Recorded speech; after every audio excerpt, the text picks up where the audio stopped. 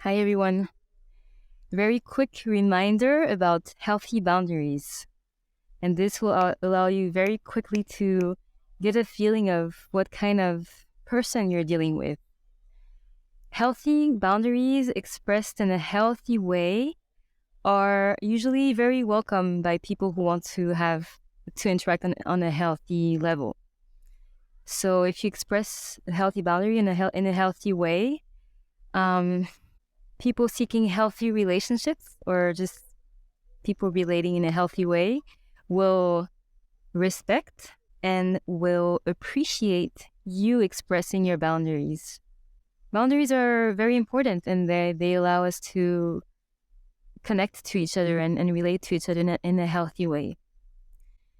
On the other hand, people who want to relate on a toxic level, people who are seeking to interact from a place of ego, of power dynamics, or just like wanting to project stuff onto you, being invasive in any way, whether it is like spatially, energetically, emotionally. They will not like boundaries. And most times they will react very defensively, or they will even react aggressively, sometimes even violently, according to who you're dealing with.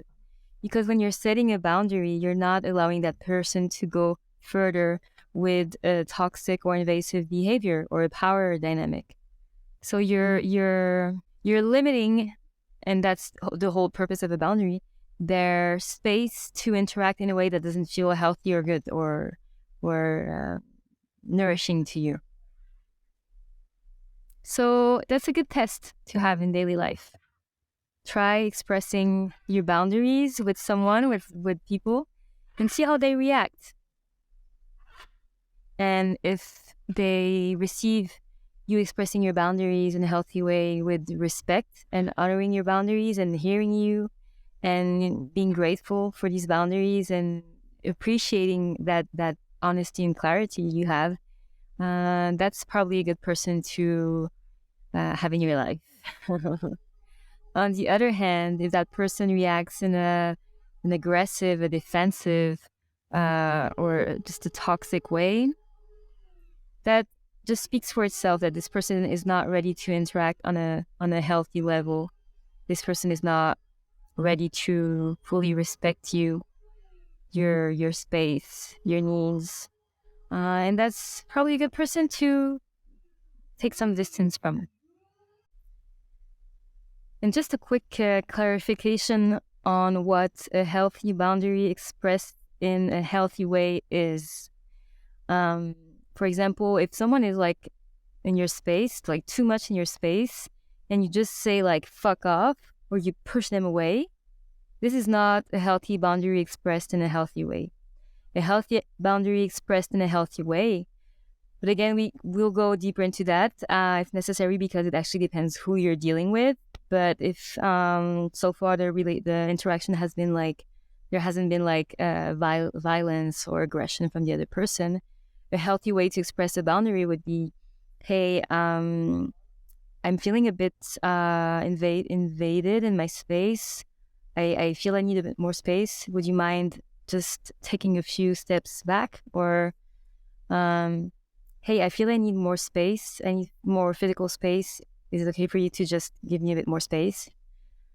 That's a healthy boundary expressed in a healthy way. And then according to how that person responds, obviously we have to adapt and choose different strategies, right? If that person is open to hearing our boundary, it's like, oh, sure, and takes a few steps back, then that's typically a healthy, conscious interaction. If the person reacts in an aggressive way and invades your space even more, then you have to find a new strategy. But that's another topic. Another example of what a healthy boundary expressed in a healthy way is not is being passive aggressive, expecting people to read between the lines. So, for example, taking the same example, you need a bit more space. And instead of like expressing yourself with words to the other person with clear words, you just start like sighing very loudly or just like taking space by, kind of pushing people who are too close, or just mumbling, complaints about this person being too close. This is not a healthy boundary expressed in a healthy way. It's not even a boundary, right? It's just being passive aggressive.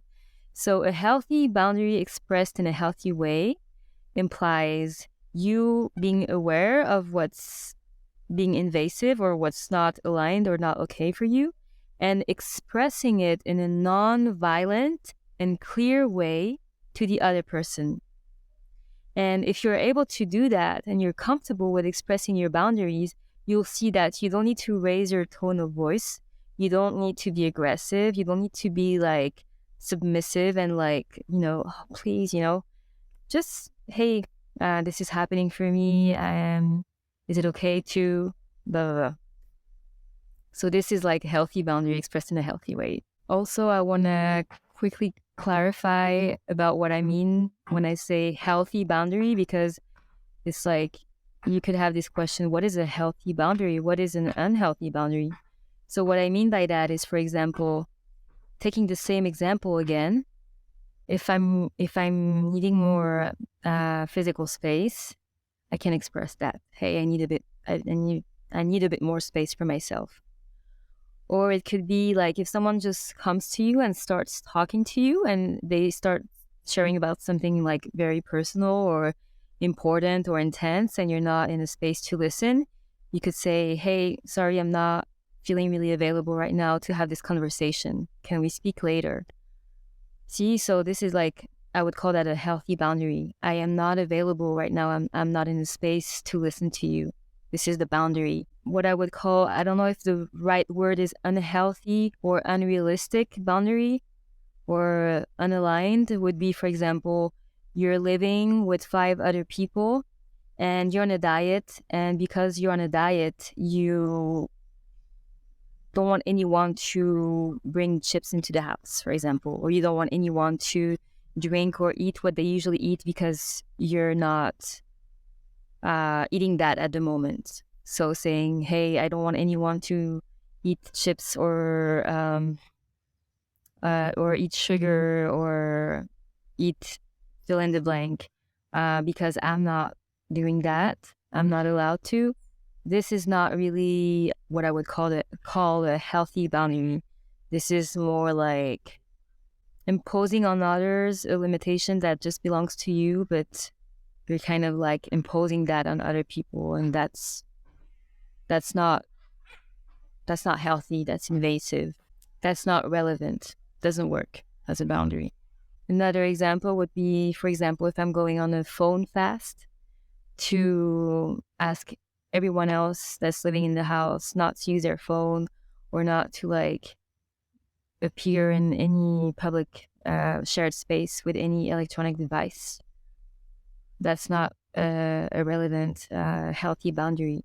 You could ask if these are like really close friends or family, you could share what you're doing or going through and ask for a bit of sensitivity, and they can do as they feel, but you cannot impose that on other people because it's outside of your own. It's not about you anymore. You're stepping into other people's freedom space, basically. So this was my quick reminder about boundaries. Let me know in the comments, did you have any helpful insights from this video? And also, I'd love to know, what's your relationship with your boundaries? Are you feeling comfortable expressing your boundaries? And how do you feel about others expressing their boundaries to you? How is it for you to receive that? If you liked this video, make sure you press the like button and subscribe to my channel. I'll be sharing very regularly about these topics related to conscious communication, conscious relating, how to bring awareness to our relating patterns, and having healthier relationships. And I also share a lot of more spiritual and artistic content on my channel, so you can have a look there. I wish you a beautiful day, and I'll see you in the next video.